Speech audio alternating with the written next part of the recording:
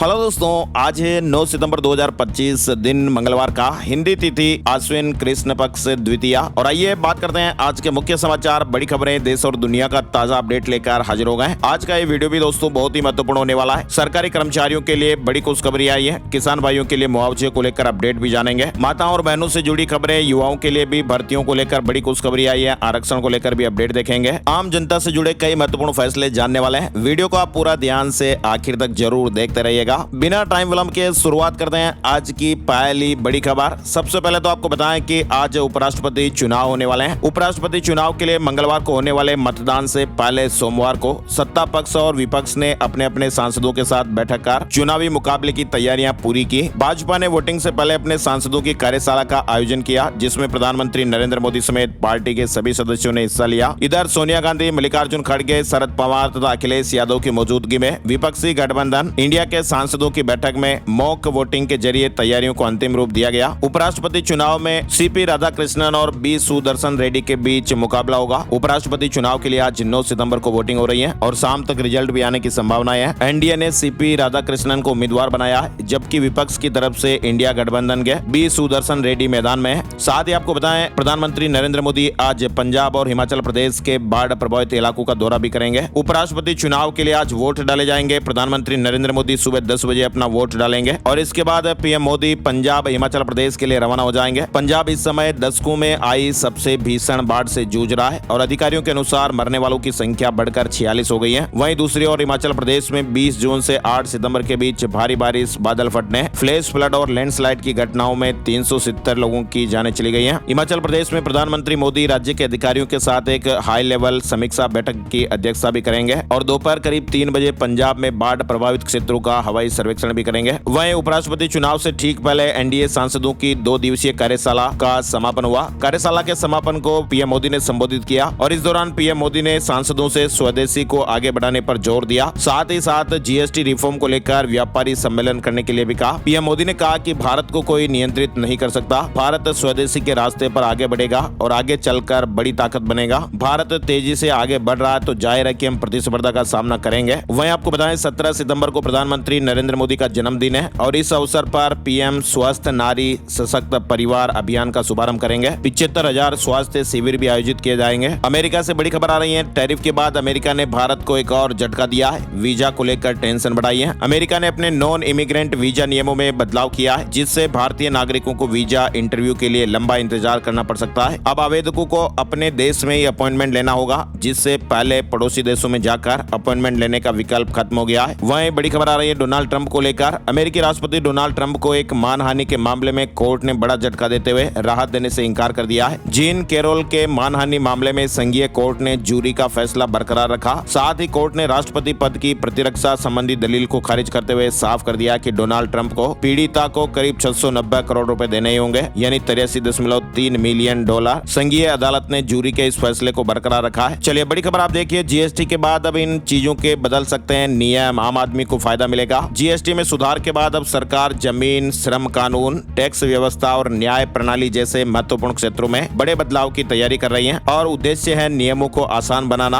कारोबार को बढ़ावा देना और आम आदमी को फायदा पहुंचाना। नीति आयोग के नेतृत्व में बनाई गई टीमें जल्द ही इन सुधारों की दिशा में रूपरेखा बनाएगी, दिशा तय करेगी। यानी कुल मिलाकर जीएसटी में बदलाव के बाद अब सरकार ने नए सुधारों पर काम शुरू कर दिया है। चलिए आगे बढ़ते हैं। बड़ी खबर नेपाल से आ रही है। नेपाल में सोशल मीडिया बैन करने का भारी और भयंकर विरोध देखने को मिला है। लाखों युवा सड़कों पर उतर आए। नेपाल में सोशल मीडिया बैन पर बवाल मचा हुआ है। बड़े पैमाने पर हिंसा हुई है और इसका भारत की सीमा पर भी बड़ा असर दिख रहा है। अररिया के सीमावर्ती इलाके के जिन लोगों के पारिवारिक संबंध नेपाल में है, वे भी दिक्कत में, सकते में है। भारत से नेपाल 12 रुपए प्रति मिनट पर मोबाइल फोन से बातचीत हो रही है। टिकटॉक को छोड़कर सभी इंटरनेट मीडिया ऐप बंद कर दिए गए हैं। कुल मिलाकर नेपाल में सोशल मीडिया बैन और कई इंटरनेट मीडिया ऐप पर प्रतिबंध के खिलाफ नेपाल में बड़ी संख्या में युवा सड़कों पर उतर आए और इसका भारी और जबरदस्त विरोध देखने को मिला। नेपाल में इंटरनेट मीडिया पर यह प्रतिबंध 4 सितंबर को लागू हुए थे और उनमें उन प्लेटफॉर्मों को निशाना बनाया गया जो नेपाल सरकार के साथ पंजीकृत नहीं थे, जैसे फेसबुक, इंस्टाग्राम, व्हाट्सएप, एक्स यानी ट्विटर और यूट्यूब जैसी प्रमुख साइटें शामिल हैं, जो युवाओं के बीच विचारों के आदान प्रदान के लिए अत्यंत ही लोकप्रिय हैं। लेकिन नेपाल की सरकार ने इन सभी पर बैन लगा दिया और इसका रिजल्ट क्या रहा?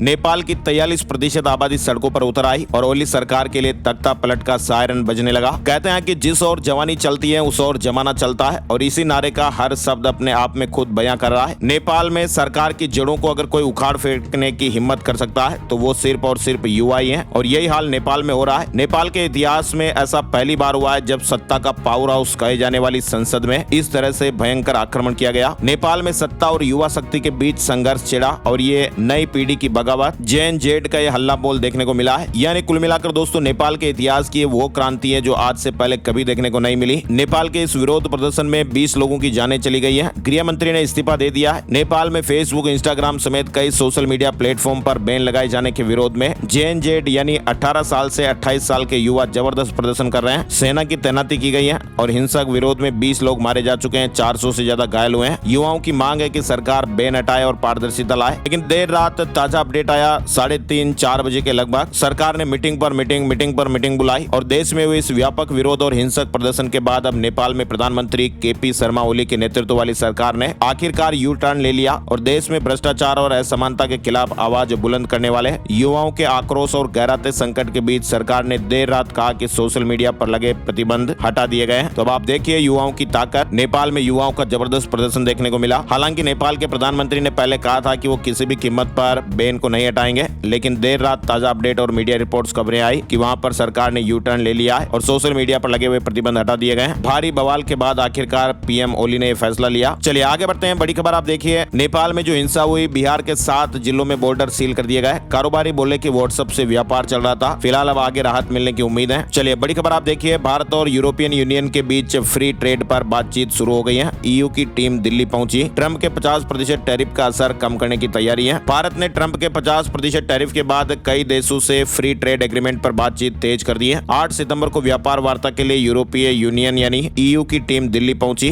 कॉमर्स मिनिस्टर पीयूष गोयल 12 सितंबर को ईयू के ट्रेड कमिश्नर से मिलेंगे ताकि एफटीए पर प्रगति की समीक्षा हो सके। इसके अलावा न्यूजीलैंड, चिली और पेरू के साथ भी बातचीत में तेजी आई है। चलिए आगे बढ़ते हैं। बड़ी खबर आपको बताएं, सुप्रीम कोर्ट में सोमवार को बिहार में एसआईआर के खिलाफ दायर याचिकाओं पर सुनवाई हुई। कोर्ट ने कहा कि भाई आधार पहचान का प्रमाण पत्र तो है, नागरिकता का नहीं है। कोर्ट ने चुनाव आयोग को आदेश दिया कि वह वोटर की पहचान के लिए आधार को 12वें दस्तावेज के तौर पर माना जाए। बिहार एसआईआर के लिए फिलहाल 11 निर्धारित दस्तावेज हैं जिन्हें मतदाताओं को अपने फॉर्म के साथ जमा करना होता है। लेकिन सुप्रीम कोर्ट की बेंच ने यह भी कहा कि आधार कार्ड को लेकर अगर किसी तरह की शंका हो तो आयोग इसकी जांच कराए। कोई भी नहीं चाहता कि चुनाव आयोग अवैध प्रवासियों को मतदाता सूची में शामिल करे। केवल वास्तविक नागरिकों को ही वोट देने की अनुमति होगी और जो लोग फर्जी दस्तावेजों के आधार पर दावा कर रहे हैं उन्हें मतदाता सूची से बाहर रखा जाएगा। वहीं देखिए, मेहुल चोकसी को ओर्थर जेल में साफ टॉयलेट पानी मिलेगा। केंद्र ने बेल्जियम को 14 सुविधाओं की लिस्ट सौंपी है। पंजाब नेशनल बैंक के 13,850 करोड़ के फ्रॉड के आरोपी और भगोड़ा बिजनेसमैन को बेल्जियम से भारत लाने की कोशिश जारी है। केंद्र ने बेल्जियम सरकार को एक लेटर में बताया कि चोकसी को मुंबई के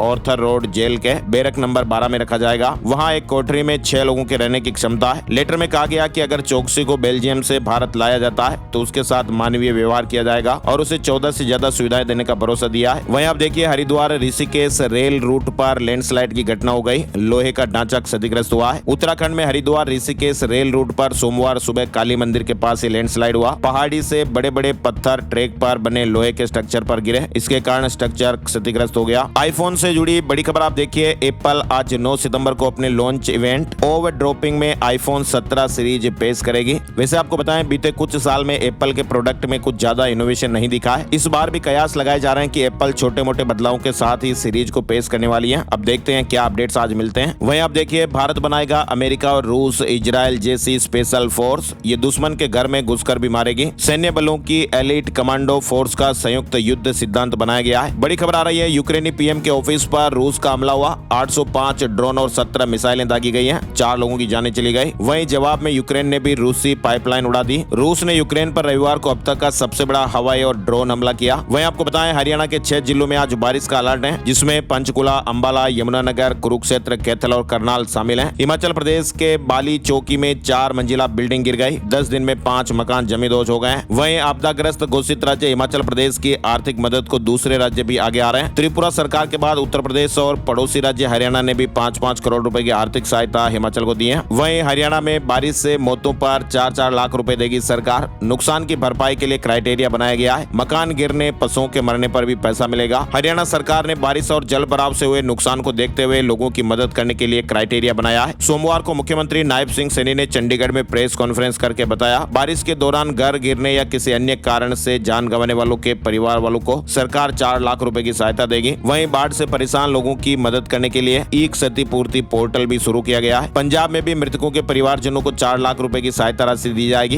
कैबिनेट मीटिंग में सीएम ने बड़ा ऐलान किया है। बाढ़ प्रभावित किसानों को प्रति एकड़ 20,000 मुआवजा भी मिलेगा। पंजाब सरकार की सोमवार को हुई कैबिनेट मीटिंग में सीएम भगवंत मान अस्पताल से वीडियो कॉन्फ्रेंसिंग के जरिए शामिल हुए। करीब 2 घंटे तक चली बैठक में सीएम ने फैसला लिया कि बाढ़ प्रभावित फसलों के लिए किसानों को प्रति एकड़ 20,000 रुपए मुआवजा दिया जाए। इसके अलावा बाढ़ से जान गंवाने वाले व्यक्ति के परिवार को 4 लाख रुपए की सहायता राशि देने की भी घोषणा की गई। टूटे और बहे हुए घरों का सर्वे कर भुगतान किया जाएगा। सहकारी बैंकों और सोसाइटियों के लोन की जो किस्तें हैं वो 6 महीने के लिए स्थगित कर दी गई है। हरियाणा बीजेपी की पंचकुला में आज बैठक भी होने वाली है। हरियाणा बीजेपी की पंचकुला स्थित पंचकमल प्रदेश कार्यालय में 9 सितंबर को बैठक होगी। बैठक में सेवा पखवाड़ा और प्रदेश में बारिश से बने हालात पर जिला अध्यक्षों से फीडबैक लिया जाएगा। साथ ही बड़ी खबर आ रही है, चंडीगढ़ में लागू हुआ हरियाणा ओबीसी आरक्षण कानून। गृह मंत्रालय की अधिसूचना के बाद मिलेगा 27% आरक्षण। सुप्रीम कोर्ट ने भी मंजूरी दे दी है। केंद्र सरकार ने बड़ा कदम उठाते हुए हरियाणा पिछड़ा वर्ग सेवाओं शैक्षणिक संस्थानों में आरक्षण अधिनियम 2016 को अब चंडीगढ़ में भी लागू कर दिया है। यानी गृह मंत्रालय की ओर से 5 अगस्त 2025 को जारी अधिसूचना के बाद चंडीगढ़ प्रशासन के सभी विभागों, उच्च शैक्षणिक, तकनीकी और मेडिकल संस्थानों के साथ साथ सरकारी अनुदान प्राप्त संस्थाओं में ओबीसी वर्ग को 27% आरक्षण मिलेगा। इसका लाभ ओबीसी उम्मीदवारों को भर्ती और एडमिशन दोनों में मिलेगा। इस फैसले के साथ ही सुप्रीम कोर्ट ने 30 जुलाई 2025 को एक अहम आदेश भी सुनाया था। ध्रुव यादव बनाम भारत संघ केस में कोर्ट ने चंडीगढ़ में ओबीसी को 27% आरक्षण लागू करने का रास्ता साफ किया था और इसके बाद ही गृह मंत्रालय ने अधिसूचना जारी की है। अब शिक्षा और नौकरियों में ओबीसी प्रतिनिधित्व बढ़ेगा। वहीं इधर देखिए आप, हरियाणा से एक बड़ी दर्दनाक खबर भी सामने आ रही है। हरियाणा के फरीदाबाद में सोमवार को 4 मंजिला बिल्डिंग के पहले फ्लोर पर एसी का कंप्रेसर फट गया और ऐसे में आग लग गई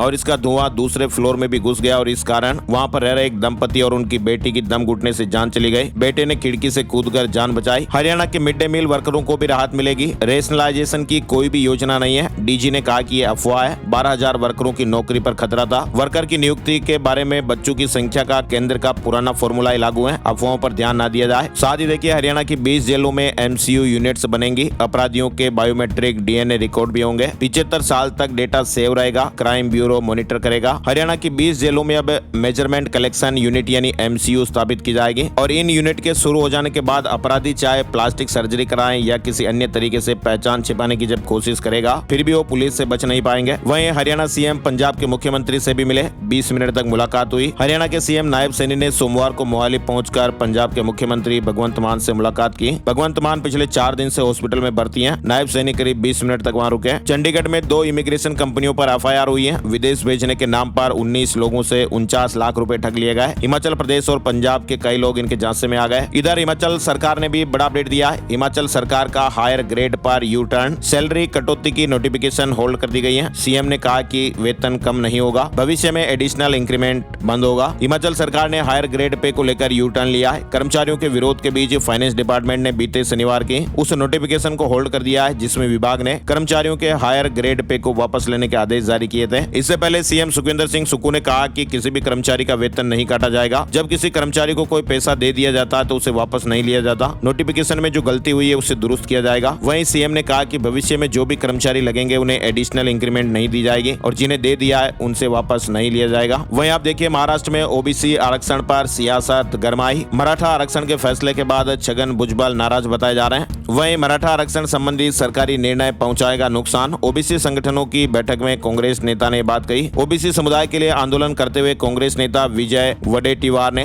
सभी से अपनी पार्टी को अलग रखने और ओबीसी समुदाय के लिए लड़ने वाले सभी लोगों का समर्थन करने की अपील की है। गाजियाबाद में शुरू हो रही केमिकल लेबोरेटरी पानी और फूड से लेकर सीमेंट, प्लास्टिक और खाद तक की जांच हो पाएगी। गाजियाबाद में 10 सितंबर को राष्ट्रीय परीक्षण गृह यानी एनटीएच का उद्घाटन होगा और ये एडवांस लेबोरेटरी पानी, भोजन, सीमेंट, प्लास्टिक और खाद की जांच करेगी। एनएबीएल से मान्यता प्राप्त ये प्रयोगशाला खाद्य सुरक्षा और गुणवत्ता सुनिश्चित करने में महत्वपूर्ण भूमिका निभाएगी। नेशनल टेस्ट हाउस राष्ट्रीय परीक्षण गृह का उद्घाटन 10 सितंबर को होने वाला है। वहीं आप देखिए, लॉटरी टिकट बेचने वाला 40 करोड़ रुपए लेकर गायब हो गया। पत्नी और बच्चे भी फरार हो गए, ऐसे खबर है। आंध्र प्रदेश के अंबेडकर कोनासीमा जिले में लॉटरी टिकट के नाम पर यह बड़ी धोखाधड़ी की गई है। एक लॉटरी टिकट विक्रेता 40 करोड़ रुपए लेकर फरार हो गया। फिलहाल पुलिस में मामला दर्ज हुआ और घटना की जांच हो रही है। पाकिस्तान के नक्शे कदम पर बांग्लादेश आईएमएफ से मांग रहा $30 अरब। आपको बताएं, बांग्लादेश आर्थिक और राजनीतिक संकट से जूझ रहा है। तख्ता सत्ता पलट के बाद स्थितियां नहीं सुधर पाई हैं। जलवायु परिवर्तन और आर्थिक चुनौतियों से निपटने के लिए बांग्लादेश IMF से 30 अरब डॉलर का ऋण चाहता है। हालांकि अभी तक सीमित सहायताएं मिली हैं। उत्तराखंड से बड़ी खबर देखिए, 17 सितंबर से 2 अक्टूबर तक प्रदेश में स्वास्थ्य महाकुंभ लगेगा, फ्री में दवाइयां भी मिलेगी। वहीं उत्तराखंड में आपदा के बाद राज्य सरकार ने केंद्र से 5700 करोड़ रुपए की मदद मांगी है। एक केंद्रीय टीम नुकसान का आकलन करने के लिए राज्य का दौरा भी कर रही है। बड़ी खबर उत्तर प्रदेश से आ रही है। यूपी के युवक ने चुराए थे लाल किले से सोने के कलश,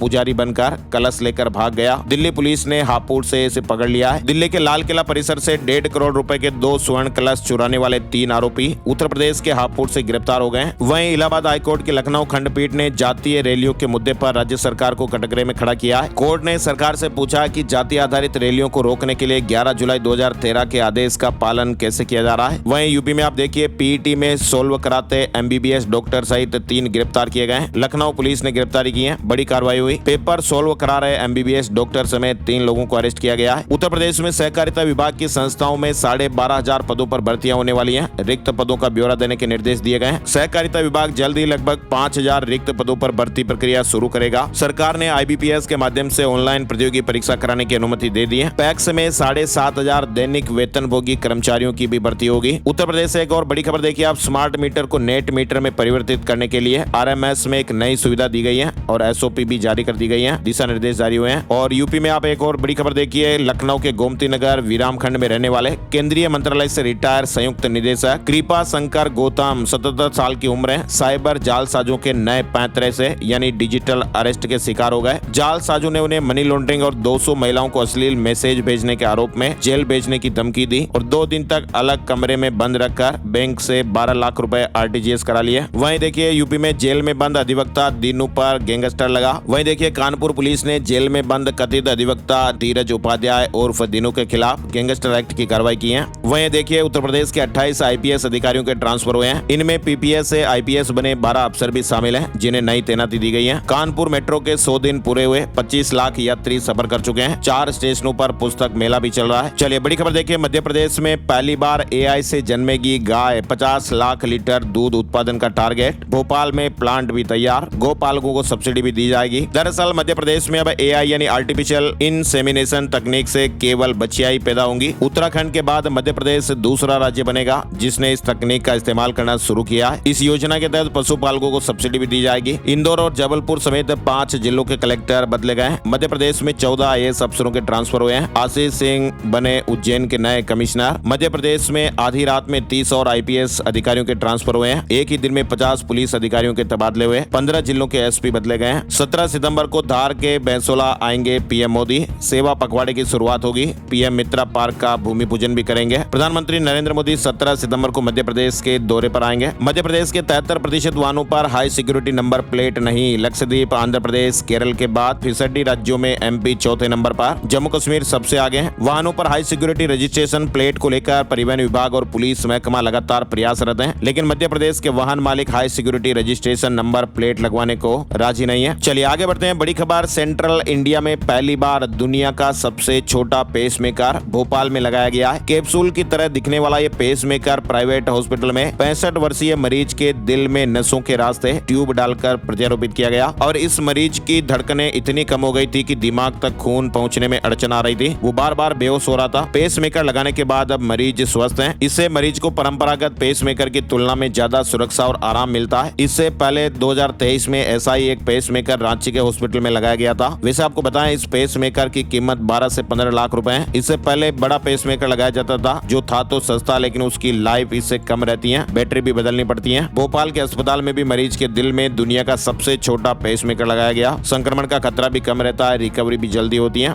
और इस पेसमेकर की जीवन अवधि 15 साल या उससे अधिक है। PM मोदी के जन्मदिन पर 17 सितंबर से सेवा पखवाड़ा, खरगोन में भी वोकल फॉर लोकल अभियान समेत कई कार्यक्रम होंगे। 2 अक्टूबर तक गतिविधियां चलेंगी। मध्य प्रदेश में 55,000 सहकारी कर्मचारी हड़ताल पर। कम वेतन से नाराज कर्मचारियों ने राशन की दुकानें बंद कर दी हैं। किसान सेवाएं भी प्रभावित हुई हैं। मध्य प्रदेश में सहकारी संस्थाओं के करीब 55,000 कर्मचारियों ने अनिश्चितकालीन हड़ताल शुरू कर दी है, जिसमें प्रभारी प्रबंधक, लेखापाल, ऑपरेटर, लिपिक और चौकीदार शामिल हैं। और ऐसे में किसानों को फर्टिलाइजर, ऋण और गरीबों को PDS वितरण की सेवाओं में भी दिक्कतें आ रही हैं। वहीं आप देखिए, टेलीग्राम पर फर्जी ट्रेडिंग का खेल चल रहा है। देवास और राजस्थान से 4 आरोपियों को पकड़ा गया। मुख्यमंत्री मोहन यादव का 12 सितंबर को मंदसौर में दौरा, मल्हारगढ़ में जनसभा और गांधी सागर में फॉरेस्ट रिट्रीट में भी शामिल होंगे। इधर आप देखिए जवाहर नवोदय विद्यालय में प्रवेश की प्रक्रिया शुरू हो गई है। 23 सितंबर तक ऑनलाइन आवेदन जमा होंगे। 7 फरवरी 2026 को परीक्षा होगी। वहीं देखिए आप मध्य प्रदेश में खरीफ विपणन वर्ष 2025-26 के लिए समर्थन मूल्य पर धान उपार्जन का पंजीयन 15 सितंबर से 10 अक्टूबर तक किया जाएगा। किसानों की सुविधा के लिए रजिस्ट्रेशन प्रक्रिया को आसान सरल बनाया गया है। इधर बिहार से भी बड़ी खबर देखिए, सीएम नीतीश कुमार ने बड़ा ऐलान किया है। आंगनबाड़ी सेविका और सहायिका का मानदेय बढ़ा दिया गया है। विधानसभा चुनाव से पहले बिहार में नीतीश कुमार सरकार ने आंगनबाड़ी सेविकाओं और सहायिकाओं का मानदेय बढ़ा दिया है। सेविकाओं का मानदेय 7,000 रूपए से बढ़ाकर 9,000 रूपए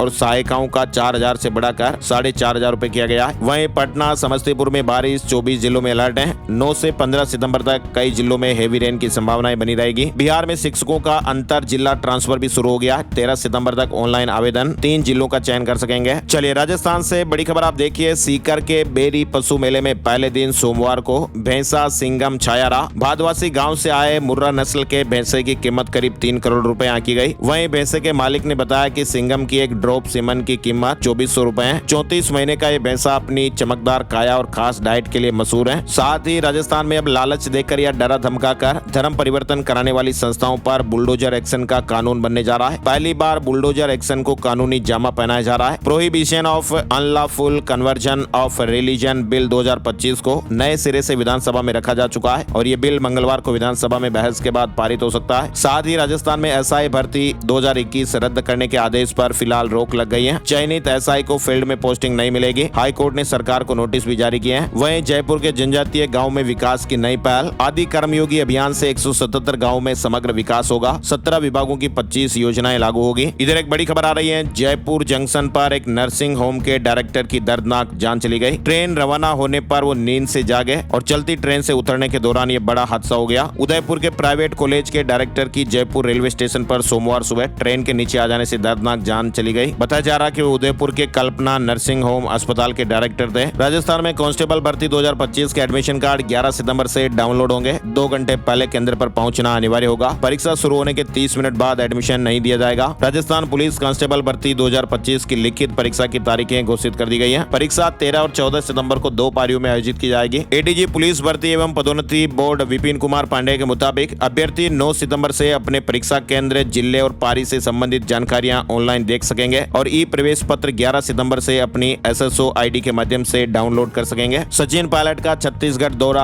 आज शेड्यूल जारी हो गया है। वहीं छत्तीसगढ़ से एक बड़ी खबर देखिए, औषधीय गुणों वाले 11 प्रकार के सुगंधित धान की खेती, किसान ने चावल की नई किस्म इजाद की है और इसमें प्रचुर मात्रा में जिंक, आयरन और सेहत के लिए फायदेमंद है। इधर छत्तीसगढ़ में एनएचएम कर्मचारियों के हड़ताल का 21वां दिन, रोटी सम्मान न्याय गारंटी की थीम पर प्रदेश भर में प्रदर्शन। छत्तीसगढ़ में 16,000 से ज्यादा एनएचएम संविदा कर्मचारी अब आर पार की लड़ाई पर उतर आए हैं। प्रदेश के सभी जिलों में अलग अलग तरीके से प्रदर्शन जारी है। चलिए बड़ी खबर आप देखिए, नकल पर सुप्रीम कोर्ट ने कहा कि मुन्ना भाई अंदर ही रहे, अपने बदले दूसरों से परीक्षा दिलवाने पर फटकार भी लगाई और जमानत याचिका भी खारिज कर दी। आइए अब आपको बताते हैं सोने चांदी के भाव। सोने और चांदी के दाम एक बार फिर से ऑल टाइम हाई पर पहुंच गए। सोना 1699 रुपए बढ़कर 1,08,037 रुपए प्रति 10 ग्राम पर पहुंच गया। वहीं चांदी 1243 रुपए बढ़कर 1,24,413 रुपए प्रति किलो हो गई। और अब चलते चलते एक नजर आज का राशिफल। आज 9 सितंबर मंगलवार को मिथुन राशि वालों का रुका हुआ इनकम सोर्स शुरू हो सकता है। कन्या राशि वालों ने किसी को उधार दिया हुआ पैसा वापस मिल सकता है। आर्थिक स्थितियों में सुधार होगा। मेष राशि वालों के प्रॉपर्टी से जुड़े महत्वपूर्ण काम भी पूरे हो सकते हैं। वृश्चिक राशि के लोग काम पूरा करने पर ध्यान देंगे। धनु राशि के लोगों को बिजनेस में फायदा हो सकता है और इसके अलावा जो बाकी बची हुई राशियां हैं, सितारों का मिला जुला असर रहेगा। तो ये थे दोस्तों आज के मुख्य समाचार और हेडलाइंस अपडेट। ये वीडियो आपको कैसा लगा, कौन सी खबर आपको आज अच्छी लगी या सही नहीं लगी, कमेंट करके जरूर बताइएगा। और आप किस राज्य से निवास करते हैं, अपने राज्य का नाम भी कमेंट करके जरूर बताइए, ताकि आपके राज्य से जुड़ी बड़ी खबरें भी वीडियो में शामिल करेंगे। इस वीडियो को आपने लाइक और शेयर नहीं किया तो प्लीज लाइक और शेयर भी कर दीजिएगा। एक और नई जानकारी और अपडेट वीडियो में फिर मिलते हैं, तब तक के लिए जय हिंद, जय भारत, वंदे मातरम।